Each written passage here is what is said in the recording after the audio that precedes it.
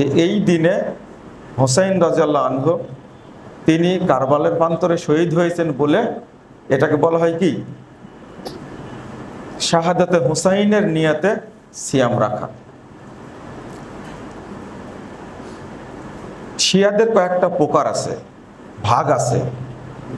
তার মধ্যে সবচেয়ে খারাপ যেগুলো তার মধ্যে হলো রাফেজি, নুসাইরি, আশআরিয়া, ইসমাইলিয়া, ইমামিয়া। আমি আবারও বলছি, রাফেজি, নুসাইরি, বাতেনিয়া, ইসমাইলিয়া, ইমামিয়া, এই দলগুলো সবচেয়ে বেশি খারাপ। যেমন বর্তমানে ইরান শাসন করছে যারা, এরা হলো রাফেজি শিয়া, এরা হলো রাফেজি শিয়া। সিরিয়ায় আছে নুসাইরি, যারা বাশার আল আসাদের দলভুক্ত, এদেরকে বলা হয় নুসাইরি। ইরাকে যারা আছে এরা হলো বাতেনিয়া। আর আমাদের উপমহাদেশে যারা আছে এরা হলো ইসমাইলিয়া। এই দলগুলোকে একসঙ্গে বলে ইমামিয়া। তো শিয়া এবং সুন্নি কখনো কোনোদিন এক জায়গায় মিল হওয়ার কোনো সুযোগ নাই, কারণ তাদের ধারণা, তাদের আকীদা পুরোটা ইসলাম বিরোধী, কোরআন বিরোধী, হাদিস বিরোধী। আমি আগে এইটা একটু পড়ে শোনা দিই আপনাদেরকে, সবচেয়ে ভালো হবে যে আমার কথা না বলে। এই কথাটা বলে গেছেন ইমাম ইবনে বাজ রাহিমাহুল্লাহ। তিনি মারাই গেছেন 1998 সালে, 12ই মে মারা গেছেন। সৌদি আরবের গ্র্যান্ড মুফতি তিনি উল্লেখ করছেন যে ফাইন্না শিয়া আকসামুন, শিয়ারা অনেক দলে বিভক্ত। এরপরে বলেছেন আখতারুহুম আর রাফিজা, সবচেয়ে খাতারনাক হলো, সবচেয়ে ভয়ানক হলো রাফেজিরা। আসহাবুল খামিনি হা উলাই আখতারুহুম, যত দল আছে এই খমিনির অনুসারীরা সবচেয়ে ভয়ানক। ওয়াহাকাদা নুসাইরিয়া আসহাবু হাফেজ আল আসাদ, হাফেজ আল আসাদের বেটার নাম হলো বাশার আল আসাদ। সেই সময় যখন তিনি বলছেন তখন বাশার কিন্তু শাসক হয়নি সিরিয়ার, তাই বলছেন যে হাফেজ আল আসাদের অনুসারী হলো নুসাইরি, তারা রাফেজিদের মতোই। ওয়া জামাতুহু ফি সুরিয়া, আর তার জামাত কোথায়? সিরিয়াতে। ফাল বাতিনিয়াতু আল্লাযীনা ফি সুরিয়া ওয়াল বাতিনিয়াতু আল্লাযীনা ফি ইরান ওয়াল বাতিনিয়াতু ফিল হিন্দ। এরপরে বলছেন যারা সিরিয়াতে আছে বাতিনিয়া ফিরকা, যারা ইরানে আছে বাতিনিয়া ফিরকা, যারা উপমহাদেশে আছে বাতিনি ফিরকা। ওহুমুল ইসমাইলিয়া, এরা সবাই ইসমাইলি আকিদাই। হাদিহি তাওয়াফ as-সালাসাতু হুম আসাদ্দুহুম ও আখতারুহুম, অন্যদের মধ্যে সবচেয়ে বেশি ভয়ানক হলো এই তিনটা, যার নামগুলো বললাম, রাফেজি, নুসাইরি আর বাতেনি, আর সব মিলে কি ইসমাইলিয়া। এরা সবচেয়ে বেশি খারাপ। এরপরে বলেছেন ওয়াহুম কাফারাতুন, এরা সব কি কাফের। আবার বলছেন হা উলাই কাফারাতুন, এরা সবাই কাফের। কারণ হিসাবে উল্লেখ করছেন এখানে লিআন্নাহুম ওয়ালিয়াযু বিল্লাহ, আল্লাহর কাছে আমরা পরিত্রাণ চাই, ইউজাম্মিরুনা শাররা লিল মুসলিমিন, তারা গোপনে মুসলিমদেরকে ক্ষতি করে থাকে। ওয়া ইয়ারাউনাল মুসলিমিনা আখতারা আলাইহিম মিনাল কাফারাতে, এই শিয়ারা ধারণা করে যে মুসলিমরা কাফেরদের চেয়েও আমাদের জন্য বেশি ভয়াবহ, মানে মুসলিমরা বেশি ক্ষতিকর। শিয়াদের জন্য এরা বিশ্বাস করে। তারপরে বলছে ওয়ায়ুবিগুজুন আল মুসলিমিন আকসারা মিন বুগজিহিমিল কাফরা, কাফেরদের চেয়েও শিয়ারা মুসলিমদেরকে বেশি হিংসা করে। তারপরে বলছেন ওয়ারাউনা আহলাস সুন্নাহ হিল্লুল্লাহুম ওয়া দিমাউহুম ওয়া আমওয়ালুহুম, শিয়ারা মুসলিমদেরকে হত্যা করা এবং তাদের সম্পদকে হালাল মনে করে, তাদের রক্তকে হালাল মনে করে। এই রাফেজিরা, যাদেরকে আমরা সবচেয়ে বড় ইসলামপন্থী বলি, যাদের প্রতি আমাদের সবচেয়ে মহব্বত বেশি, আমরা এই ইরানকেই বলি যে ইসলামী রাষ্ট্র। অথচ এই কথাটা প্রায় আজ থেকে 60 বছর পূর্বে শেখ বিন বাজ রহিমাহুল্লাহ তিনি উল্লেখ করে গেছেন। আমাদের বয়স তো 60 হয়নি, আপনাদের অনেকের বয়স 60 বছর। কত আগের কথা পরিষ্কার করে গেছে। আরেকটা আরো আগের কথা,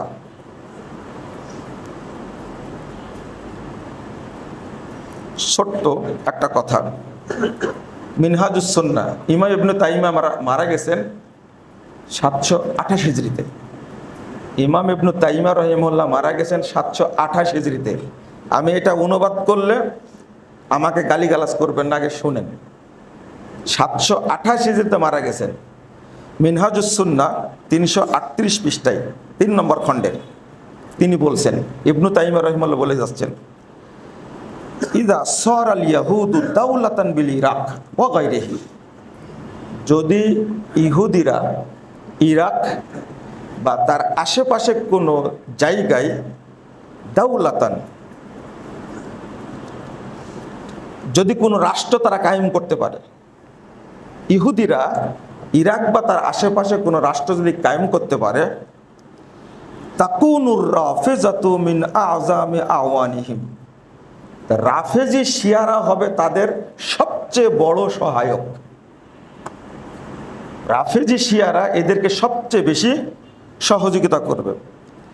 এবার বলছেন ফাহুম দাইমান ইওয়ালুনাল কুফারা মিনাল মুশরিকিন, কারণ সবসময় কাফের মুশরিকদের সাথে তারা বন্ধুত্ব পোষণ করে, ওয়াল ইয়াহুদ ওয়ান নাসারা, এবং মুশরিকদের যারা কাফের, ইহুদিদের যারা কাফের এবং খ্রিস্টানদের যারা কাফের, তাদের সাথে এই রাফেজিরা, এই শিয়ারা সবচেয়ে বন্ধুত্ব পোষণ করে। ওয়ায়ুআবিনুনাহুম আলা কিতালিল মুসলিম ওয়া মুআদাতিহিম, আর রাফেজি শিয়ারা সবসময় মুসলিমদেরকে হত্যা করা এবং শত্রুতা করার ব্যাপারে ওই কাফেরদেরকে সহযোগিতা করে। কথাটা 728 হিজরি পূর্বে ইমাম ইবনে তাইমিয়া রাহিমাহুল্লাহ বলছেন। তখন কিন্তু মধ্যপ্রাচ্যে ইহুদিরা কোনো রাষ্ট্র গাড়তে পারেনি। 728 হিজরির পর, আজ থেকে মোটামুটি আপনার 48 সালে, কতই 18ই মে 48 সালে এই যাকে আমরা ইহুদি রাষ্ট্র বলছি, আমরা বলছি কি ইসরায়েল, তাই না? ইসরায়েল তো দখল, রাষ্ট্রটাকে তারা দখল করেছে। মুহাদ্দিসগণ বলছেন ইসরায়েল শব্দটা ইহুদিদের জন্য বলা যাবে না। কারণ হলো ইসরায়েল আমাদের নবীর নাম, ইসরায়েল আমাদের কি নবীর নাম। উপনাম হলো ইয়াকুব আলাইহিস সালামের উপনাম কি ইসরায়েল। তা আমরা ইহুদিদের কখনো ইসরায়েল বলবো না, কি বলবো? ইহুদি বলবো। এই ইহুদিরা এসে যখন ফিলিস্তিন দখল করলো, তখনই তাদের পৃথক রাষ্ট্র হিসাবে আমরা ইসরায়েল বলে স্বীকৃতি দিচ্ছি। ওরা ইহুদি, ওদের কোনো রাষ্ট্র ফিলিস্তিনে ছিল না, এখনো নাই, ভবিষ্যতে থাকবে না ইনশাল্লাহ। ফিলিস্তিন মুসলিমদেরই থাকবে ইনশাল্লাহ। এটা এর ইতিহাস অনেক লম্বা, যেহেতু আমরা এতটুকু আল্লাহকে বলি, এই অপবিত্র, এই মালউন যারা ফিলিস্তিনে এসে উড়ে এসে জুড়ে বসেছে, আল্লাহ তুমি তাদেরকে ধ্বংস করে দাও, আমিন। এবং ধ্বংস হবে ইনশাল্লাহ, ইনশাল্লাহ। তো আপনারা একটু খেয়াল করেন এই বাক্যটা, 728 হিজরির পূর্বে এই গ্রন্থটা লেখা কিন্তু জেলখানায় বসে। ইমাম ইবনে তাইমিয়া রাহিমাহুল্লাহ গ্রন্থটা লিখছেন জেলখানায় বসে। তখন কি এই পুরো শিয়াদের বিরুদ্ধে লেখা মিনহাজুস সুন্নাহ, তার মধ্যে ছোট্ট একটা কথা বলেছে তার ধারণা। এখন একটু চিন্তা করেন তো, এই ফিলিস্তিনে ইহুদিরা এসে যে বসলো, এদের সবচেয়ে বেশি সহযোগী কারা? আরেকটা প্রশ্ন করি আপনাদেরকে, দাজ্জাল কোথা থেকে বের হবে? আপনারা উত্তর দেন তো, কেউ আছেন কিনা? ইরান থেকে বের হবে, তাই না? সবাই তো আলহামদুলিল্লাহ জানেন এটা। দাজ্জাল বের হবে কিন্তু ইরান থেকে।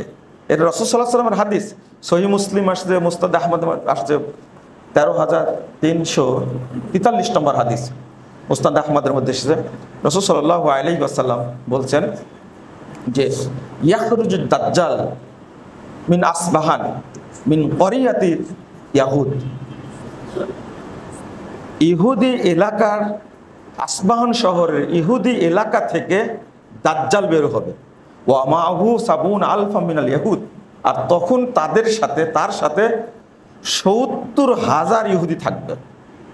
তার প্রমাণ এই ইরানে, আর আসবাহান শহরটা ইরানের তেহরান থেকে 341 কিলোমিটার দূরে, এবং ইবনু হাজার আসকালানি থেকে নিয়ে সব আলেম, এখনো দ্বিমত নাই, সবাই বলছেন আসবাহান শহরটা হলো ইরানের মধ্যে, সবাই বলছেন।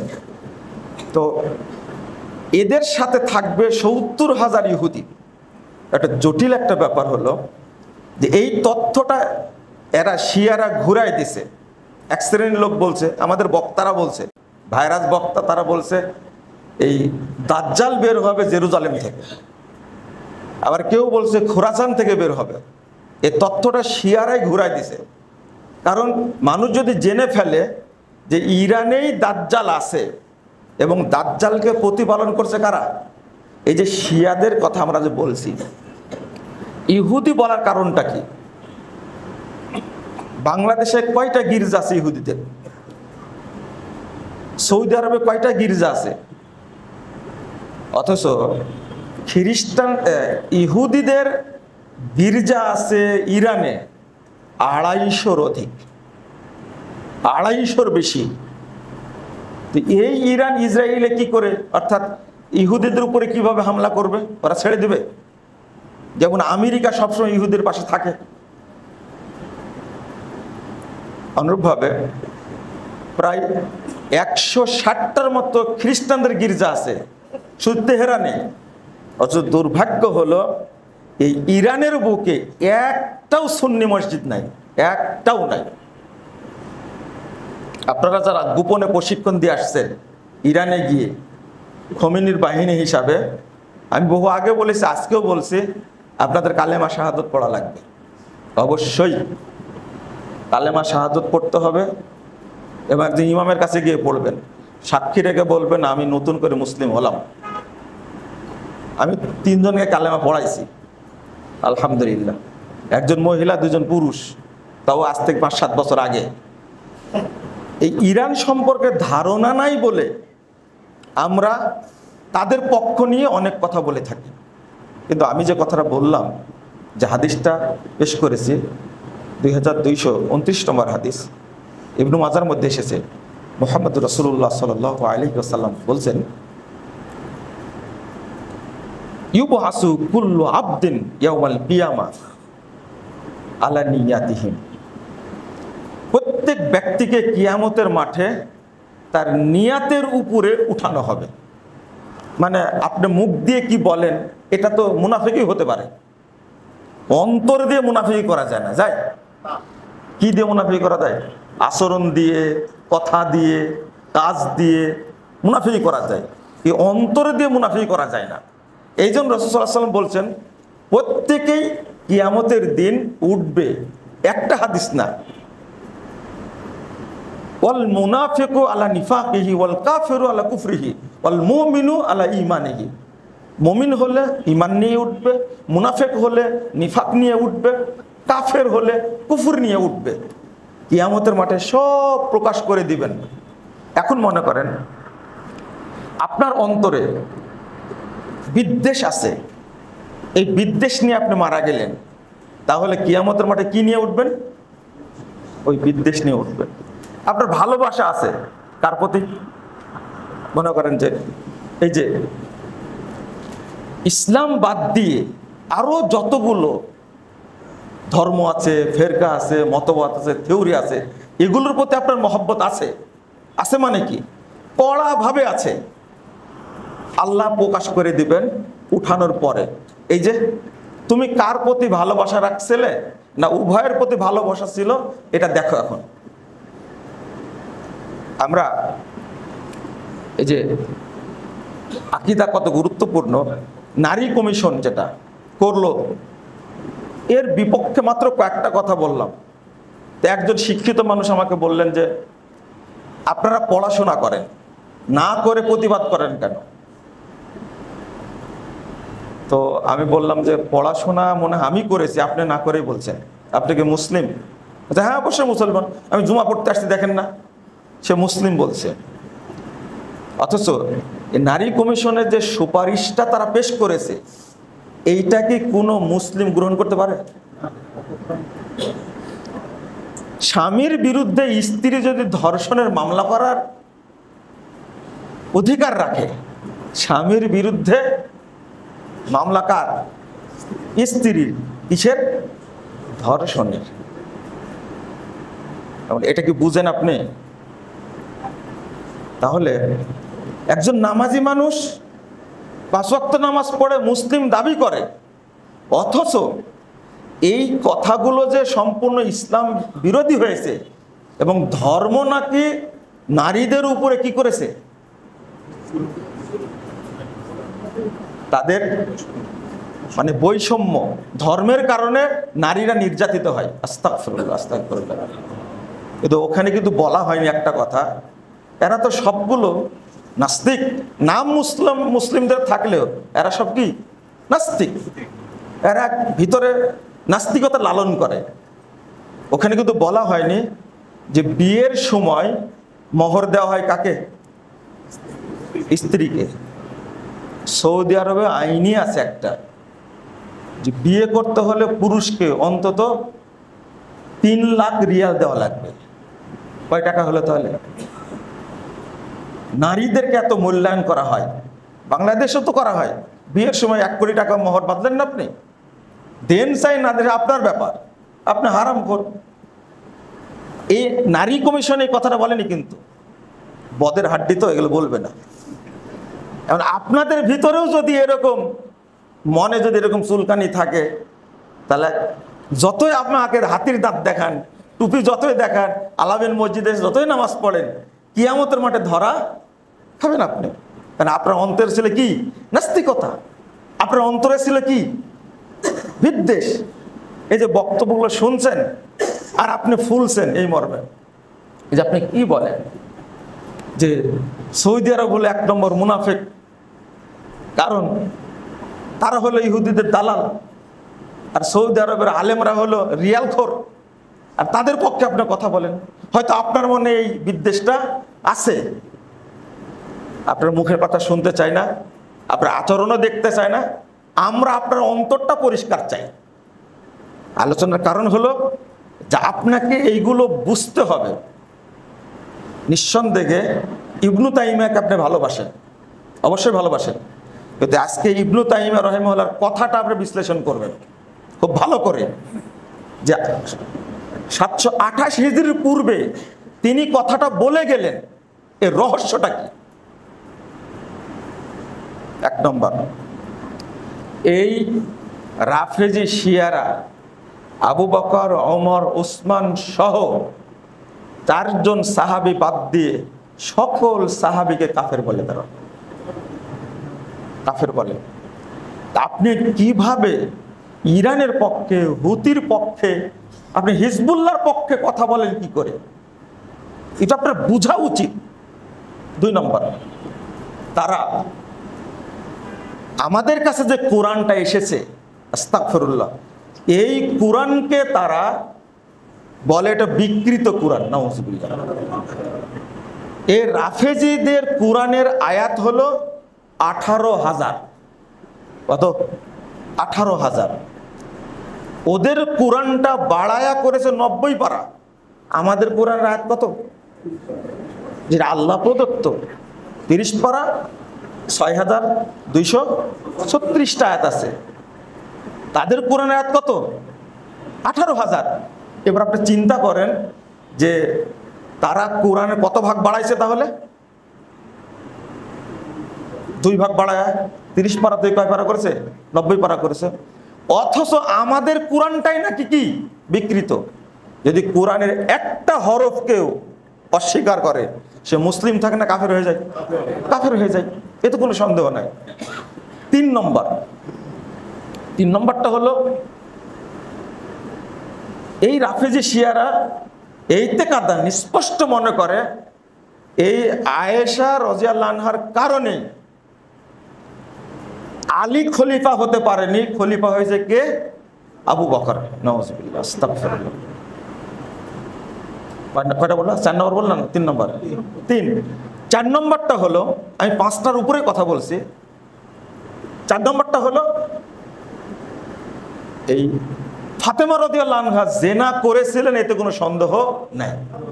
আস্তাগফিরুল্লাহ। মা আয়েশার মর্যাদা কত বেশি বলেন তো? মা আয়েশার কত মর্যাদা! এই যে কথাটা, যে আয়েশাকে আল্লাহ আয়াত নাজিল করে তাকে পবিত্রতা ঘোষণা করছেন, সুবহানাল্লাহ। কেমন এত দিনদার, এত জ্ঞানী, এত বুদ্ধিমতী! 56টা বছর আল্লাহ তাকে বাঁচায় রাখছিলেন শুধু শরীয়ত প্রচার করার জন্য। 18 বছর বয়সে মারা গেছেন, স্বামী ছাড়ছেন 18 বছর বয়সে। 58 হিজরি থেকে মারা গেছেন, চিন্তা করতে পারছেন আপনি? অথচ তাকে শিয়ারা বলে জিনার কারণে মহিলা। নাউজুবিল্লাহ, আস্তাগফিরুল্লাহ, আস্তাগফিরুল্লাহ, আস্তাগফিরুল্লাহ। 5 নম্বরটা হলো যে যারা ইমাম মাহাদি নামে যেটা আসবে, এটা হলো আমাদের 12 ইমামের শেষ ইমাম। তিনি আকাশে মেঘের মধ্যে আছে, তিনি শিয়াদের ইমাম হিসাবে জমিনে আসবেন। নাউজুবিল্লাহ, আস্তাগফিরুল্লাহ। ইমাম আলবানী রাহিমাহুল্লাহ এই 5টা সম্পর্কে জিজ্ঞেস করেছিলেন আলবানীকে। আলবানীর কথাটা শুনেন আপনারা। জিজ্ঞেস করেছিলেন যে রাফেজি খমিনীদের এই 5টা দাবি কি ঠিক আছে? তিনি বলছেন, ইন্না কুল্লা কওলিন মিন তিলকাল আকওয়ালিল খামসা, এই 5টা কথা কুফরুন বাওয়াহুন ওয়া শিরকুন সরিহুন, এটা স্পষ্ট কুফরি এবং পরিষ্কার শিরিক। লি মুখালাফাতিহিল কুরআনিল কারীম ওয়া সুন্নাতিল মুত্তাহিরা ওয়া ইজমাইল উম্মাহ ওয়া মা হুয়া মা'লুমুন মিনাদ দ্বীন বিযুরুরা। তিনি বলছেন কোরআনে কারীম, পবিত্র সুন্নাহ এবং মুসলিম উম্মার ইজমা এবং দ্বীনের জরুরি যত বিষয় আছে, ওয়াজিব, সবগুলোর বিরোধী কথাগুলো। এরপরে বলছেন, ফালিদালিকা ফাকুল্লু মান ক্বালা বিহা মুতাকিদান আও ওয়ালাউ বিবাদিন। বলছেন যদি কেউ অন্তর থেকে এই কথাটা বলে অথবা কোনো একটা বলে, এগুলোর কোনো একটা বলে, ফাহুয়া মুশরিকুন কাফিরুন ওয়া ইন সামা ওয়া সাল্লা ওয়া জামা আন্নাহু মুসলিম। ওই ব্যক্তি মুশরিক, ওই ব্যক্তি কাফের, ওই ব্যক্তি যদিও সিয়াম রাখে, সালাত আদায় করে, যদিও নিজেকে মুসলিম মনে করে, তাহলে কাফের। এই কথাগুলো একটা যদি কেউ মনে করে ঠিক আছে, তাহলে কাফের হয়ে যাবে, সে মুশরিক হয়ে যাবে। এখন বলেন যে আরো যে কাজগুলো করেছে, রাফেজি শিয়াদের ধারণা হলো আবু বকর এবং উমর এই দুইটাই হলো হামান এবং কারুনের মতো। হামান এবং কারুনের মতো এরা যেমন কাফের, আবু বকর উমরও তেমনি কি কাফের। আস্তাগফিরুল্লাহ আল-আযীম, আস্তাগফিরুল্লাহ। তা আমরা কেন বলি এই কথাগুলো? বলার কারণটা কি? শিয়ারা কেউ মসজিদে নববীতে সালাত আদায় করে না। এর কারণ হলো মসজিদে নববীতে আবু বকর এবং উমরের কি আছে? আল্লাহ রাসূলের জায়গাতে আবু বকর উমরের কবর আছে। ও সালাত পড়ে না ওরা শিয়ারা, তারা সর্বোচ্চ সালাম দেয় মোহাম্মদ সাল্লাল্লাহু আলাইহি ওয়াসাল্লামকে, কিন্তু আবু বকর উমরের উপরে বলে লানাতুল্লাহি আলাইহি, নাউযুবিল্লাহ, আস্তাগফিরুল্লাহ, ওর উপরে আল্লাহর লানত বর্ষিত হোক। এইগুলো যত আপনি বেশি জানবেন তত আপনার ভিতরটা পরিষ্কার হবে। এখন আপনারা ফিলিস্তিন এবং শিয়া এবং সৌদি আরব এইটা নিয়ে যে আমরা তালগোল পাকিয়ে দিয়েছি, এটার ফায়সালা আপনাকে পড়াশোনা করে করতে হবে। এটা আপনাদের প্রতি একটা অনুরোধ থাকলো, এটা পড়াশোনা করবেন, এটা আলোচনা শুনবেন। যেমন 1 নম্বর অভিযোগ হলো যে সৌদি মুনাফেক এরা ফিলিস্তিনকে কোনো সহযোগিতা করে না, কোনো সহযোগিতা করে না। এখন একটা প্রশ্ন হলো, সহযোগিতা যদি আপনি করতেন, করার পরে যদি বলতেন যে তারা করে না আমরা করি, তাহলে একটা কথা ছিল। আপনি কি ফিলিস্তিনকে কোনো সহযোগিতা করেন? মনে হয় আপনি কি সহযোগিতা করেছেন? যে টাকাটা দিয়েছেন ফিলিস্তিনের জন্য, ওই টাকাটা ফিলিস্তিনে গেছে বলে মনে হয় আপনার কাছে? হ্যাঁ, কি মনে হয় আপনাদের কাছে? খোঁজ নেন তো, যান খোঁজ নিয়ে বললেন যে গেছে। খোঁজ নেন, ভালোভাবে খোঁজ নেন যে ফিলিস্তিনিদের কাছে পৌঁছেছে আমার টাকাটা, এটা একটা আমার খোঁজ দিয়েন। আমরাও পাঠাইছি, অনেক টাকা পাঠাইছি, কিন্তু আমি সন্দেহান টাকাটা গেছে কিনা।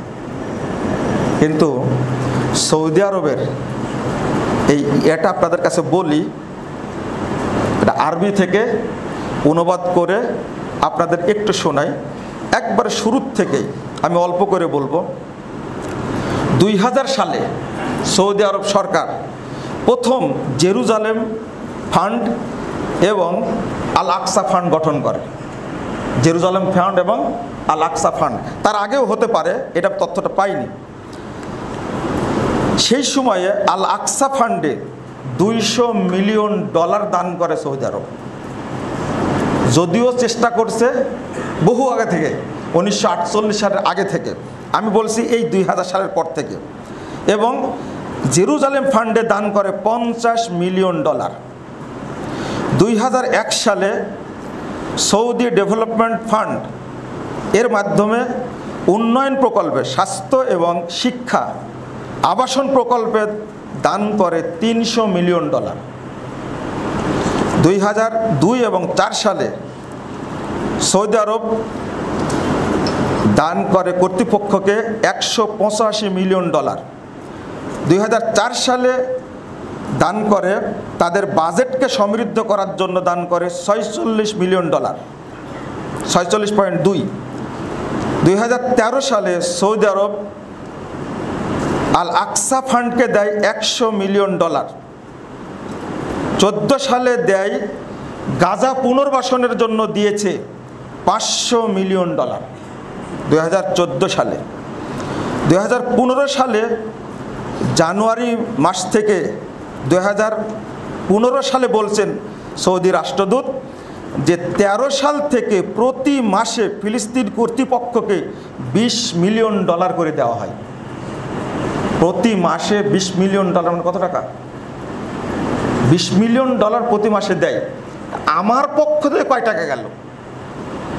এইবার আপনারা হিসাব দেবেন আমাকে, আমি তো এইগুলো বললাম, আরও অনেক হিসাব আছে। এবার আপনারা হিসাব দেবেন যে তুরস্কের এরদোগান চাপাবাজ ফিলিস্তিনকে কয় ডলার দিয়েছে। তুরস্ক কিন্তু ন্যাটোর সদস্য, এটা জানেন তো?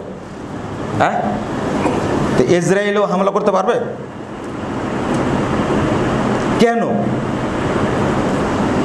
আপনারা, আমি বলেছি শুরুতেই, একটা বিশাল ইতিহাসকে এক বাক্যে উল্লেখ করা সম্ভব না।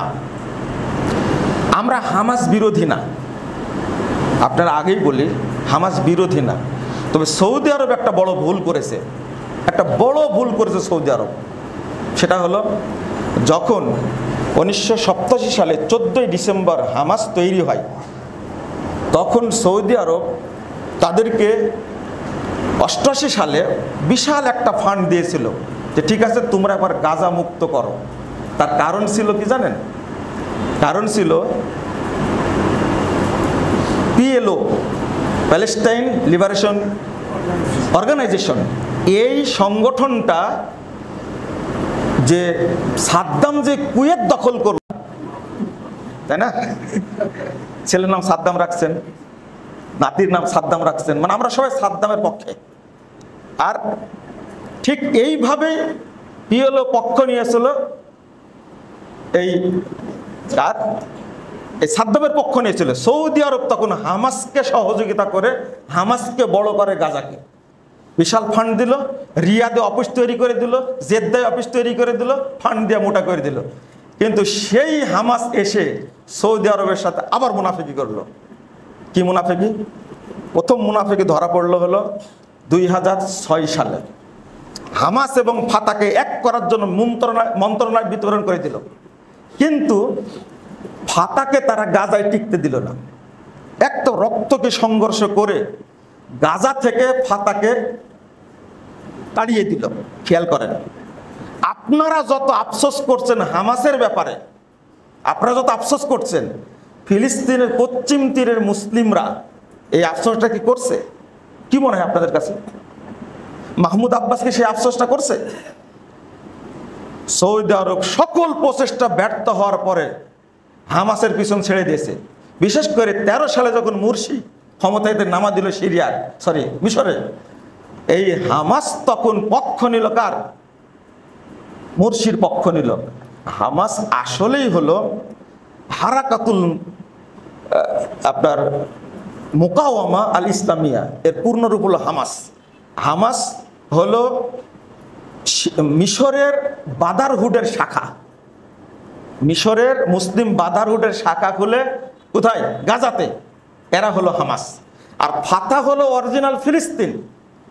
1959 সালে ফাতা গঠন করে, তখন ছিলেন সভাপতি ইয়াসির আরাফাত। এরপরে 64 সালে এসে গঠন হয়েছে পিএলও। আপনি ভাবেন বিষয়টা, ফাতাকে তাড়িয়ে দিল কেন? এখন হামাস একা হয়ে গেল। আর পাশে থেকে খুব সুন্দর করে উস্কানি দিল ইরান। উস্কানি দিয়ে কি করলো? এই যে গত অক্টোবরের ঘটনা, আমরা বিষয়টাকে প্রত্যেকটা বিষয়ে বিশ্লেষণ করা বলার চেষ্টা করি, কিন্তু প্রথমে আপনাদের ব্রেনে এগুলো ধরে না, আপনারা সমালোচনা করেন। যেমন আপনাদের একজন বলেছিলেন যে 3 মিনিট বেশি করে ইফতার করলে এমন কি যায় আসে, এইটা নিয়ে আপনারা এত কড়া কেন, তাই না? ইফতারের সময়ের সাথে কয় মিনিট যোগ করেন? 3 মিনিট। এর সাথে যোগ হতে আরো 2 মিনিট বেশি করে। 54 বছর সময় লাগছে এটা বোঝাতে আপনাদেরকে। কত বছর? 54 বছর পরে এসে ঘোষণা দিল এই 3 মিনিট থাকবে না, স্পষ্ট করতে 3 মিনিট থাকবে না। কেন ঘোষণা দিল 54 বছর পরে? এটা বুঝতে সময় লাগলো কেন? মসজিদ কত ভেঙে দিয়েছে, কত ইমামকে গ্রেফতার করেছে, এইটার বিচারটা কে করবে? এখন গালি দিলেন, এরা হলো ইহুদিদের দালাল, এরা হলো শিয়া, এরা হলো কাদিয়ানি। আহলে হাদিসদেরকে শিয়া কাদিয়ানি বলে, ইহুদিদের দালাল বলে, ইংরেজদের দালাল বলে, জারজ সন্তান বলে গালি দিয়েছে শুধু 3 মিনিটের কারণে। মসজিদ মাদ্রাসা ভেঙে দিয়েছে, গ্রেফতার করেছে। আলহামদুলিল্লাহ, গত রমাদান থেকে সবাই ইহুদিদের দালাল হয়ে গেছে, সবাই ইহুদির দালাল। শান্তিনগর এক মসজিদের 2 দিন চালাইছে ওইভাবে আজান, কিন্তু 3য় দিনে কে যেন ঠেলা দিয়েছে, আল্লাহ ভালো জানে, ঠিক টাইম আজান দিছে। আমি একদিন জিজ্ঞেস করলাম যে ঘটনা কি, 2 দিন চললো এইভাবে, আজকে সঠিক? বলছে না, আজকে ফজরে একজন এসে আচ্ছাটারে দিয়েছে, ভালো করে ধাতানি একটা দিয়েছে, ওই জন্য আজকে সঠিকভাবে আজান দিয়েছে। এখন সবাই ইহুদির দালাল হয়ে গেছে। বুঝতে সময় হলো 54 বছর। হারামে 20 টাকার তারাবি ছিল, আপনারাও বলেছেন মসজিদে হারামে 20 টাকার তারাবি চালু আছে, আপনি 20 টাকার বিরুদ্ধে কেন এত লেখেন? 20 টাকার বিরুদ্ধে বই লেখলেন কেন? কত বছর যাবৎ চলছিল বলেন তো দেখি? হিসাব মূলে প্রায় 1200-1300 বছর যাবৎ চলছিল এটা 20 টাকা। এখন আছে না নাই? আছে। এখন আপনি কি বলবেন? এই কাবায় দুঃখজনক ঘটনা, 650 বছর 4 মুসাল্লা কায়েম ছিল। হানাফি মুসাল্লা, শাফি মুসাল্লা, মালিকি মুসাল্লা, হাম্বলি মুসাল্লা, মোহাম্মদী মুসাল্লা ছিল। 1343 হিজরিতে, আজ থেকে 106 বছর আগে মালিক সৌদ সব মুসাল্লা ভেঙ্গে দিয়ে পুরো মুসলিম উম্মাকে মোহাম্মদী মুসাল্লায় সালাত আদায়ের সুযোগ করে দিয়েছে, আলহামদুলিল্লাহ। ওই 4 মুসাল্লাকে আহলে হাদিসরা কখনো জায়েজ বলেছে? কিন্তু 650 বছর সময় লাগছে বুঝাতে, এটা ঠিক না। যখন 54 বছর সময় লাগছে 3 মিনিট ছাঁটাই করতে, কয় মিনিট? 3 মিনিট শয়তানের লেজ কাটতে সময় লাগছে কত? 54 বছর। আর ডেস্টিনি আবার আসতেছে, ডেস্টিনি চিন্তা করেন না। এর রাজনীতি করবে, এবার মন্ত্রী হবে। মন্ত্রী হোক না কেন, ও যদি সারা এই উপমহাদেশের এই এশিয়ার যদি প্রেসিডেন্ট হয়, তবুও কি আমাদের যায় আসে? না। ডেস্টিনি হারাম কেউ বুঝেনি, হুজুররা পর্যন্ত ফতোয়া দিয়েছে ডেস্টিনি জায়েজ, তাইনি? বই লেখছে ডেস্টিনির পক্ষে, বড় বড় দাঁড়িয়ালা। কিন্তু 2012 সালে এসে ওই টাকলা আব্দুল মহিদ এই অর্থমন্ত্রী এসে বলল যে এরা তো বড় ধোঁকাবাজ, এক হুকুমে সবকিছু বাতিল করে দিল। আমরা বলেছিলাম 1 সালে, আর আপনারা বুঝলেন কয় সালে? 12 সালে এসে বুঝলেন। এই যে সঠিক তথ্যগুলো বলে যাচ্ছি, জাতি একদিন বুঝবে ইনশাআল্লাহ। সময় লাগবে, তবে বুঝতে হবে আপনাদেরকে আগে। আমাদের মূল সৈনিক হলেন আপনারা, বিশেষ করে আলামিন মসজিদের মুসল্লিরা। তাদেরকে বেশি সম্মান করি, তারা বেশি পড়াশোনা করে, তারা বেশি মনোযোগ দিয়ে বক্তব্য শুনে বুঝার চেষ্টা করে। মূল সৈনিকই আপনারা আমাদের।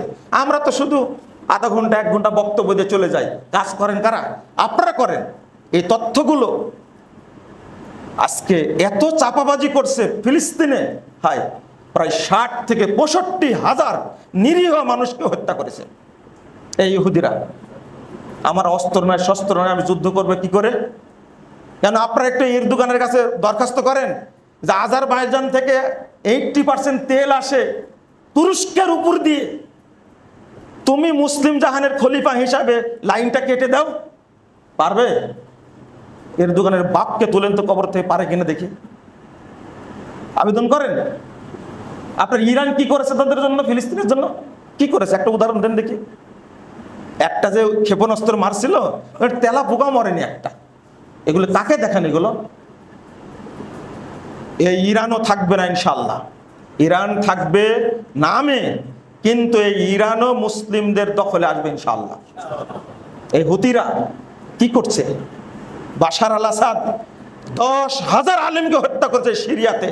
সিরিয়া হলো আল্লাহ রাসূলের দোয়াপ্রাপ্ত জায়গা। আর বাংলাদেশের শিয়ারা আহলে হাদিস মসজিদ ভেঙে দিচ্ছে। আর তাদের প্রতি আপনার কত দরদ। এই সৌদি আরব থেকে প্রবাসীগুলোকে বের করে পাঠা দিল।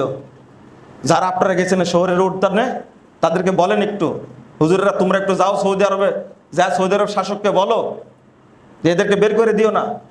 কেন? সালমানের ছবি, আপনি একজন সুন্নি মুসলিম হয়ে মালিক সালমানের ছবি তৈরি করে তার ছবিতে জুতা মারলেন আপনি? এটা পারলেন আপনি? আপনাকে সুন্নি বলা যায়? এই জন্য বাংলাদেশের অধিকাংশ মানুষ মুসলিম না, অধিকাংশ হলো শিয়া, অধিকাংশ শিয়া। মোহাম্মদ বিন সালমানের ছবি তৈরি করে আপনারা তাকে ইসরায়েলের দালাল বললেন, ইহুদিদের দালাল বললেন। সৌদি আরব থেকে কোনো বিমান কি যায় ইহুদির দেশে? যায়? ইসরায়েল যাকে বলছে সেখানে যায়? প্রমাণ আছে? কিন্তু প্রতিদিন কয়টা ফ্লাইট প্রচলিত হয় কয়টা ফ্লাইট? তুরস্ক থেকে কয়টা হয় দেখেন আপনি, ইরান থেকে কয়টা হয় দেখেন আপনি। সৌদি আরবের কোন লোকের পাসপোর্টে ইসরায়েলের কোন সিলমার আছে কিনা দেখেন তো দেখি। আর আমার দেশের হুজুরেরা কত ইহুদিদের দালাল হয়, সুন্দর করে সব দেখে এসে বলছে আমরা ফিলিস্তিন দেখে আসলাম। অত পাসপোর্ট নিয়ে গেছে কারে? পাসপোর্ট নিয়ে গেছে কার? কোথায় থেকে? ইসরায়েলি পাসপোর্ট নিয়ে গেছে, তাদের সাপোর্ট নিয়ে গেছে, বলছে আমরা ফিলিস্তিন বেড়া আসছিলাম। এইগুলো মানুষ এক সময় বুঝবে, সময় আসবে। কিন্তু এর মাঝখান থেকে অনেক গালিগালাজ শুনতে হবে, অনেক ইট খেতে হবে, অনেক গালমন্দ হবে, হোক, তাতে যায় আসে না। ইনশাল্লাহ বাংলাদেশের মানুষ এক সময় পরিষ্কার বুঝবে এবং সংশোধন হবে ইনশাল্লাহ।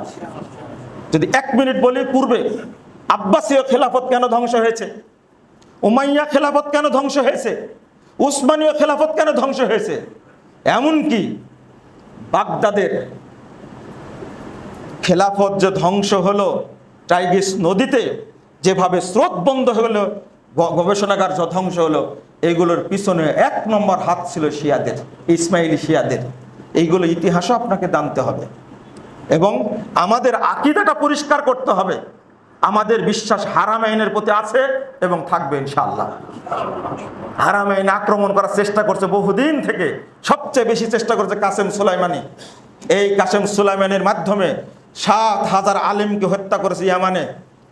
ইয়ামানে যুদ্ধ চলছে, ইয়ামান একদিন সুন্নিদের দখলে আসবে ইনশাআল্লাহ।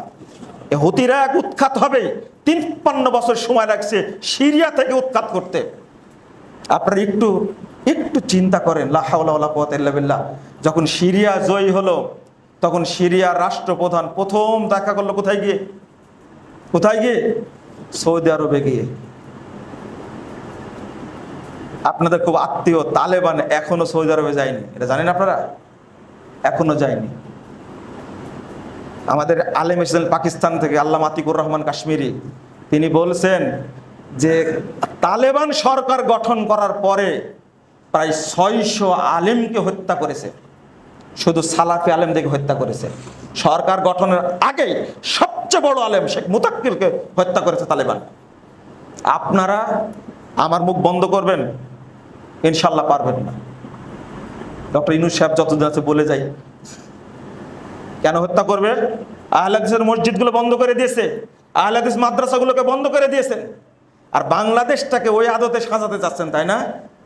যতদিন আহলে হাদিসরা আছে বাংলাদেশে ততদিন সম্ভব হবে না ইনশাআল্লাহ। ইনশাআল্লাহ কুরআন সুন্নাহ বিজয়ী হবে ইনশাআল্লাহ। ইনশাআল্লাহ আপনারা দোয়া করবেন অন্তর থেকে, আল্লাহ যেন মুসলিম উম্মাকে হেফাজত করেন। সারা পৃথিবীতেই সুন্নিদের বিরুদ্ধে কঠিন ষড়যন্ত্র চলছে, কঠিন থেকে কঠিন। আল্লাহ যেন এই ষড়যন্ত্র থেকে মুক্তি দান করেন, আমিন। বিশেষ করে বাংলাদেশে যেভাবে আহলে হাদিস মসজিদগুলো ভাঙ্গা শুরু হয়েছে, কিন্তু কোনো আলেম কোনো কথা বলে না, বেশ্যালয় আছে। আবার বলছে আহলে হাদিসরা জারজ সন্তান, জারজ সন্তান। এই ব্যাকুব, জারজ সন্তান কারা? জারজ সন্তান কারা একটু হিসাব করে দেখো তো। ওই যে হিল্লা প্রথা যে তোমরা চালু রাখছো, 1 ঘন্টা চুক্তি করে একটা মেয়েকে নিয়ে যে পানিটা ঢাললে ওই অরুষ থেকে যে সন্তানটা হবে, সন্তানটা কি বুঝেননি মনে, তাই না? যদি আপনার কি বলে একজন লোক যে তার বউকে তালাক দেয়, তাহলে হালালার পদ্ধতি আছে না? আগে ছিল 1 রাত, কয় রাত? 1 রাত অন্য পুরুষের সাথে বিয়ে দিবে, 1 রাত থেকে পরের দিন আবার ফেরত পাবে, তালাক দিবে, ওই স্ত্রীকে আবার ফেরত পাবে। এই পদ্ধতি বাংলাদেশ আছে না? কি বলে এটাকে? হিল্লা বলে। এখন 1 রাত থেকে 1 ঘন্টা হয়েছে। গাজীপুরে একটা মহিলাকে 1 ঘন্টা হালালা করে দিল না।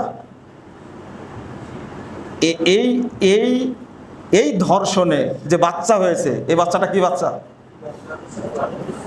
এই বাচ্চাটা কি বাচ্চা? যার সন্তানকে আহলে হাদিসদের মধ্যে আছে না তোমাদের মধ্যে আছে? এই কথাটা বলেই তারা নিজেদের দিকে ইঙ্গিত করেছে। নাউজুবিল্লাহ, আস্তাগফিরুল্লাহ। গালি দিলেই বিপদে পড়বে, গালি দিলেই বিপদে পড়বে। তোমরা হালালা করে ইসলামের মধ্যে একটা ধর্ষণ প্রথাকে চালু রাখছো। এই ধর্ষণে যদি বাচ্চা হয়, এটা জারজ বাচ্চা হবে। ইসলামে এই পাঠা প্রথা চালু নাই, হারাম। একটা সরলা মহিলাকে তুমি অযথা তালাক দিয়েছে, একদিনও যে 1 কোটি তালাক দেয়, তুমি তালাক কয়টা হবে? একটা হবে। 3 মাস সময় আছে।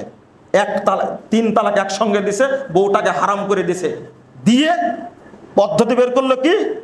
মোল্লার সাথে বিয়ে দিবে, 1 ঘন্টা থাকবে, পরে 1 ঘন্টা পর আবার নতুন করে বিয়ে দিবে, তখন এর জন্য হালাল হয়ে গেল। হারামখোর হুজুর। এই সমস্ত হুজুরদের কি করতে বলা হয়? এই গাজীপুরে তো ঘটনা ঘটলো, কোন ইসলামী দলের চেয়ারম্যান কথা বলেনি। এই ধর্ষণের পক্ষে সবাই, কোন মোল্লা কথা বলেনি। এগুলো সব মুনাফিক মোল্লা। এরা ধর্ষণ তোমরাই চালু রাখছো মুসলিমরা ইসলামের নাম দিয়ে, অথচ ইসলাম এটা হারাম। ইসলাম এটা হারাম, এই জাহেলি প্রথা চালু রাখছে। আর আহলে হাদিসদেরকে বলে যে জারজ সন্তান, জারজ সন্তান যে সেই মানুষকে জারজ বলে গালি দেয়। এটা মনে রাখতে হবে। আল্লাহ যেন আমাদের বুঝার তৌফিক দান করে। আপনারা দোয়া করবেন আল্লাহ যেন এদেরকে হেদায়েত দান করে। আমিন রাব্বাল আলামিন। বারাকাল্লাহু ফিকুম ওয়া জাযাকুমুল্লাহু খাইরান।